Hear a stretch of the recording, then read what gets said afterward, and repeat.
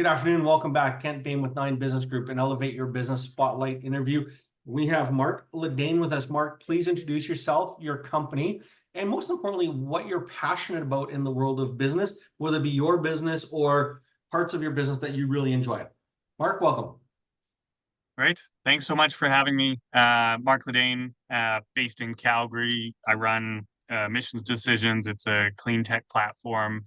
And then I advise kind of a number of businesses in the city, most prominently Fueled, which is an equipment marketplace for large industry, connecting buyers and sellers, lets people save money, removes emissions. And I think the thing that I'm most passionate about in business, and I've seen this in some of the platforms I've been involved in, is community is a moat that's often underrated. You probably see this in your business as well, but it's one of those things that's going to become more valuable and more difficult to duplicate, because I think those kind of existing marketplaces, whether they're platforms, marketplaces, communities, are just going to, if you think about the proliferation of free content, they're just going to see more people pull to them because time kind of becomes the screening mechanism for the consumer, the viewer, user. So kind of those existing communities, creating them in an authentic way,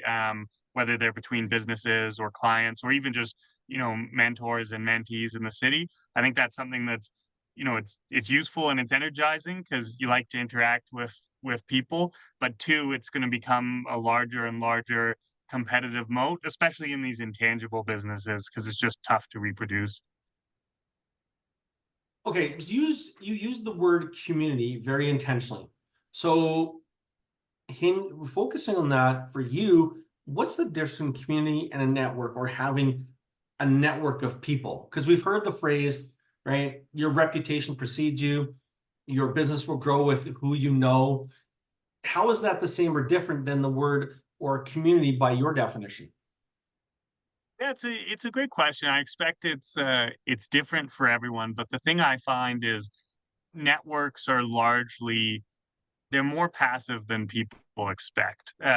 So you can have quite a large network where, okay, people are aware of you because you're an executive at a company or you've got a large following on one of these media platforms.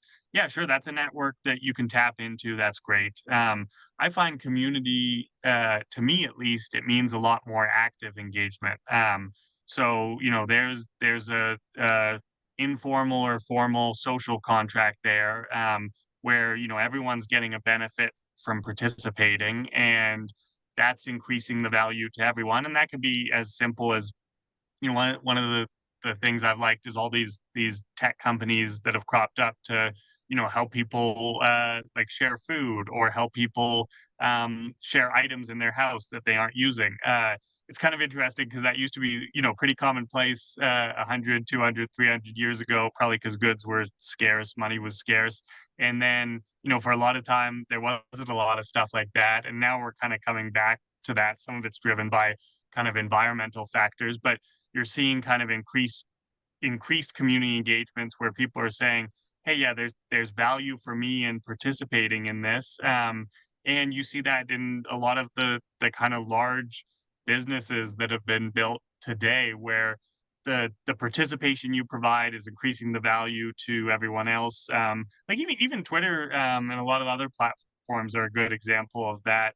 And I think that kind of community, when it's not as active, I think that's when it turns into, yeah, that's a network that I can tap into at any point in time.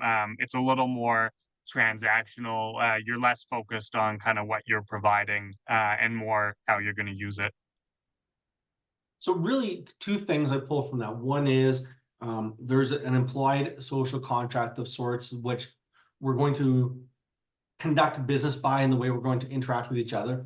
But then two, there's one of selflessness, might be an aggressive word, but there's one of we're not expecting reciprocity. We're simply doing for the sake of doing, and whatever comes of it comes of it. Is that a two-part good summary? Yeah, I think it's a great summary, and I think that's one of the things that, if you think about that, if people take kind of a community perspective to their, let's take something like careers or building a business. they're going to be much more successful because they're focused on, okay, how am I creating value with no expectation of anything in return? And a lot of the kind of largest businesses today even started that way, where people said, hey, this is something I'm interested on and I'm going to build it or share it with the world, and it's going to create value. You see, even like you think about what you're building, like a lot of the biggest podcasts today just started as passion projects where people wanted to share a personal interest to them that they thought would be valuable. And now some of those are the greatest businesses ever built, where they've got 90% margins, massive distribution. But they all started from the intention of, okay, I've got something I want to share and I'm gonna provide it to people. And this is what a lot of people do in their career, and they're quite successful, where they say, okay, here's a way I can help this person, or here's a way I can help this other business unit. No expectation for myself in return. And that always compounds, where suddenly, you've got a lot of stakeholders at the table that are providing momentum to your career just because you focused on providing value first, as opposed to kind of a transactional nature. I'll put that one as the third one, value first. Thank you. Before we hit record, you were kind of talking about some of your experience you've had around marketing, helping businesses, connecting people, and you mentioned that you've done some keynote speaking and a little bit of presentations. Talk a little bit about that and maybe share one of the favorite topics you'd like to talk about in kind of that forum. Yeah, there are a couple different ones. So I'd say, on a specific sense, one that I've always been super passionate about, is general just financial awareness. And I end up at a lot of different events around this, especially in we used to do a lot of work with debt advisors, trustees, and it's one of those things where I'd say all the existing market participants that could otherwise be speaking on it, a lot of them have their own kind of alignments, or incentives. So you end up with this weird category where no one's really spending time educating on it.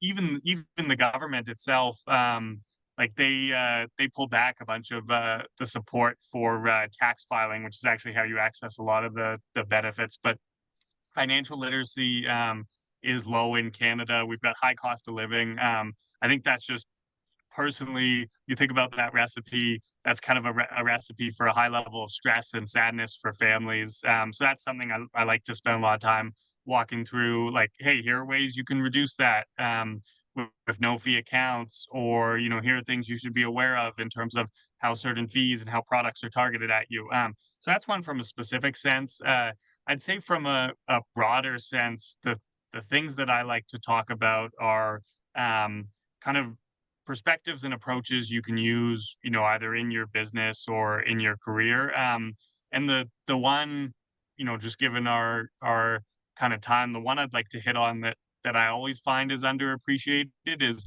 just how much self-awareness is valuable for you when you're building a business or building a career. And I actually think that's something that's getting lost in some of the remote work constructs, because you think about how you learn self-awareness as a summer intern or junior employee, whatever it was, large firm, startup. You learned it by watching how the people you respected, interacted with clients and employees, and how they approached the team members, how they caught up with everyone in a way that protected their time but still made everyone feel appreciated. And it's kind of a wild thing where you think about all those interactions. Every single one of them happens outside like a set meeting or a set call. So it's all this internship in like it's all this learning that you only get through kind of osmosis of watching people that have made, they've made a career out of this. They've learned a lot. They're kind of the leaders in your organization. All those interactions that are so important to that org, and the momentum, and how people feel about their day to day, how people feel about their work, everything that kind of makes a difference for a company. All those happen outside meetings. So I think people are losing a lot of that self awareness for, okay, this is how you should interact with your team, or this is how you should, interact with new employees and mentor them, and where you look for opportunities to teach and where you look for opportunities to support. a lot of that's missed now. So self-awareness is definitely one that I try to speak about a lot because I think it's got less visibility than it did 20 years ago, 30 years ago. I think that's a great comment. I think about the cultural shift we've all went through with COVID, working from home, remote workplaces, blah, blah, blah. I think about the companies that I'm talking to that are struggling with, they weren't robust enough internally with system processes to kind of keep that remote workplace environment successful. I look at the companies that made it successful because the systems and processes were in place. But I want to go back to that comment around cultural norms. Fun question. Where's that line between cultural norms, learning through osmosis, and hazing? And I know hazing's kind of got this, we can take hazing too far, but even in a traditional workplace, how do we allow hazing that allows people to, quote unquote, be put in their place so that as they learn on day one and day two and day 36 and in year two, that there is a hierarchy and there's a way of doing things, a pecking order, if you will. Can you speak to that? Any thoughts? Yeah, I think I think a good way to think about it is teaching as opposed to hazing. And I think the thing that's very difficult there is the best teaching is in the moment. And if you think about how it would have been done historically, like you think about even I think about it with my own kids. Like the best time to teach them if we're trying to learn a sport or a skill is when they're learning it, and make sure to encourage them when they're doing things right, and talk through what may be holding them back. And the same is true in business as well, where like the best time to teach is okay when you leave that meeting and you say, "Hey, here are the things that you did really well." But then there are a number of things that you need to focus on. Maybe you need to pause at the end so that the client can ask questions. A bunch of things that you may just not be aware of naturally, or may not come easy to you in a new role or as people start their careers. And I think kind of going back to those cultural norms, that's something that's becoming increasingly difficult. If you think about, okay, you've got a calendar full of Zoom meetings and a meeting ends and then you're on to the next one. It's very difficult for a lot of that teaching to take place. So I've actually seen it to the point where like some businesses, and this is a trick I've seen some businesses do, is they will have meetings that end 10 minutes early or 15 minutes early, and then they will use that for a lot of internal regrouping, because like remote teams can work really well in some industries, but they will use that to go through like, hey, here's what everyone did well, here's what we need to tighten up, because if you don't do it, people aren't going to remember it. It's not going to be connected to what actually happened in the meeting. It's not going to be useful.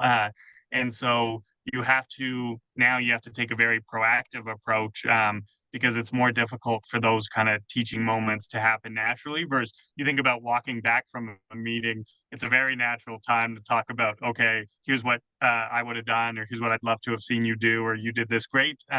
So I think people have to be very kind of targeted and deliberate about it now to ensure that they are teaching people. But I do think there's a gap in mentorship today, which, maybe like kind of coaching, podcast, reading can fill some of that. But you do want to learn from the people that have done it for 10, 20, 30, 40 years ahead of you. Cool. I love the insight.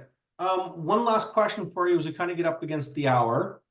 What is the greatest lesson you've learned that if you went back in time, you could tell young Mark, do, don't do, but could also impact and share with other entrepreneurs as they start in business? So what's that greatest lesson?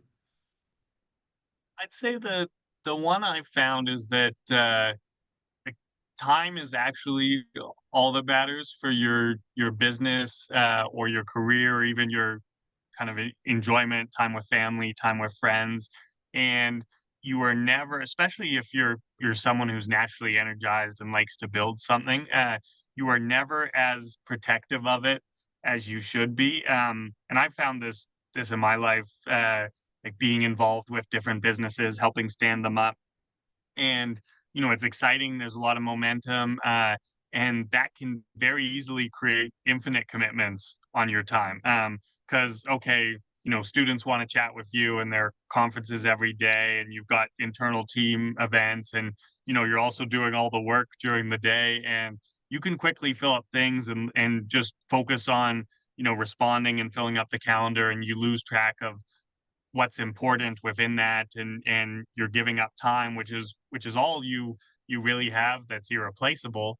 And so I think the thing that I'd caution is that you can always be more deliberate in protecting your time. And the thing that's worked for me, because I still like to do those, student talks or mentorship coffees, as well as kind of having a sense that, okay, they may not be specifically moving the business forward, but they're important to me, important to the community, is I've just started allocating specific blocks each month for those activities. And once they're full, they're full. But it just gives me structure so that I can keep myself kind of responsible and accountable so that, okay, I've protected my time for what's important. And similarly, if you're someone that likes building, this helps control, the creep into your personal life as well, so that you can have kind of a really robust family life, really robust kind of career. And it's similar to anything else where kind of structure is actually what creates freedom. Absolute freedom is, especially in your calendar, is just out of control, and you're going to miss out on the things that are important to you. Structure is actually, by comparison, very freeing, and you just have to set up those guardrails so that you do focus on what's important. Well, I like it. Guardrails. Good job. Okay. Last most important question. Where can people find you and who should find you as people scroll, watch the videos? Who should be finding you? Who do you want to work with and how do they find you? Yeah, so I can be found on at LinkedIn, it's Mark Dain. Twitter, it's Dain Mark. And then they can reach out to me there around any of the businesses I'm involved in. And then on Substack, it's Emissions Decisions. They can follow it there. And I'd say I'm happy to chat with anyone that is building a business, is focused particularly on growing kind of the Calgary tech and business ecosystem. Whether they want to, be a participant at a junior level, or whether they're senior and looking for companies and how to get involved. And then obviously anyone that's interested in kind of environmental pursuits and emissions reduction, always happy to talk about kind of the latest tech and tools related to that. Great. You've been great with your time. Love the answers. Short to the point. Thank you very much, Mark. Keep up the good work and we'll talk to you soon. Awesome. Thanks a lot, Ken.